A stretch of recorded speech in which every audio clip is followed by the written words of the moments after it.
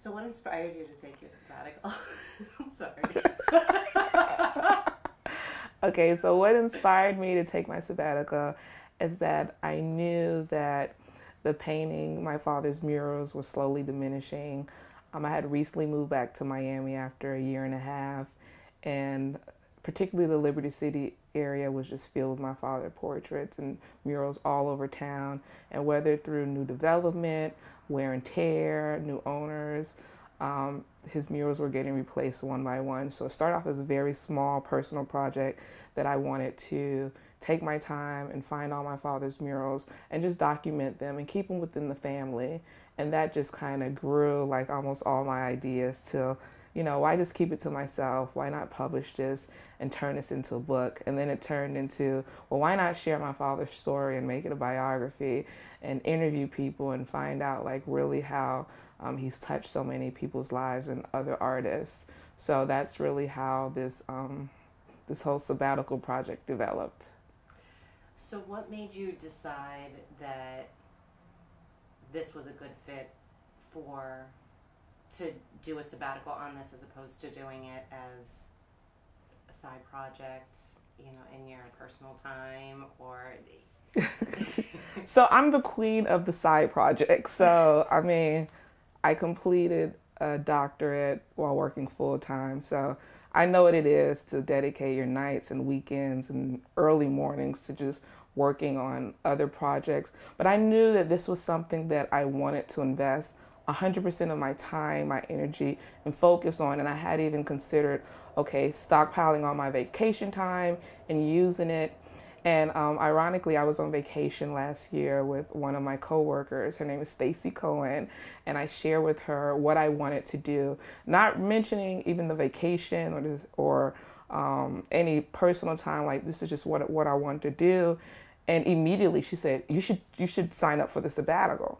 And I was like, "No, it's like really a personal project. Like, I don't see Charles River approving." She's like, "No, that's what it's all about. Like, I know a few people on the sales team that they submitted things that got approved. Like, if I was on the committee, I'd approve that." And I was like, "Really? You think?" And this was in August of last year. We finished our vacation. It was in the back of my head, but I wasn't really convinced. So you have these kind of moments in life or aha moments. So it was Christmas of last year. And I'm just doing some Christmas shopping it was the 28th of December. And I literally go on eBay looking for something. Something told me to type in my father's name and his paintings are up for bid. And I was like, okay. And it's in New York. And I'm like, my father's like literally all over the place.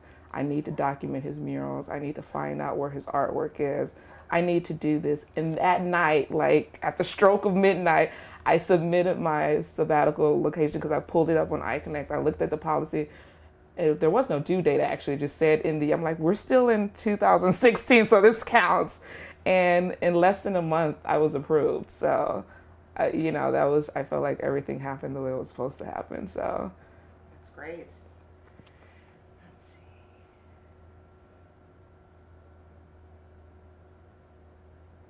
You just answered like 3 of those. I'm a chatterbox. No, that's okay. So what happened once you were approved? Or actually, let me think about this. When you submitted for the sabbatical, did you have a clear plan, like schedule, when you submitted, or was it just a proposal and you had to create your schedule after? So by the time I realized, okay, this is something that I want to do, like I'm adamant it's going to happen, I just got to work immediately. And like literally in one night, I mapped out like a month. But I started off by doing it week by week. Okay, week 1, I want to do this. Week 2, I want to do this. Week 3, this is my goal. And week 4, I submitted it.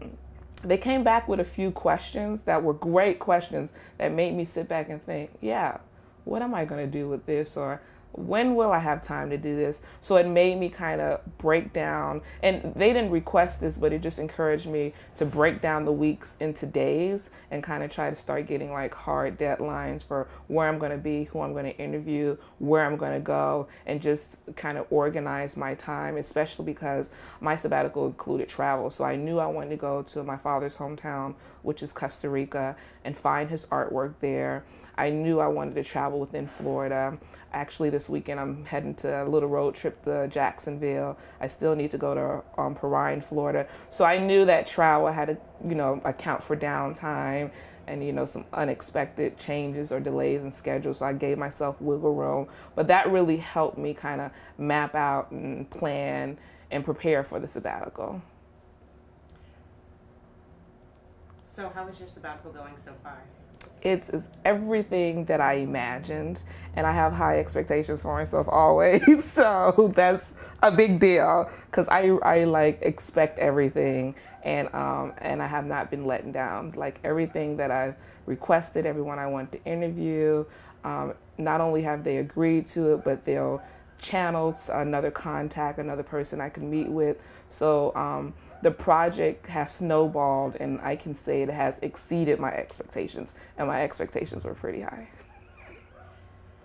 I'm gonna kill this dog, and I'm not feeding it anymore.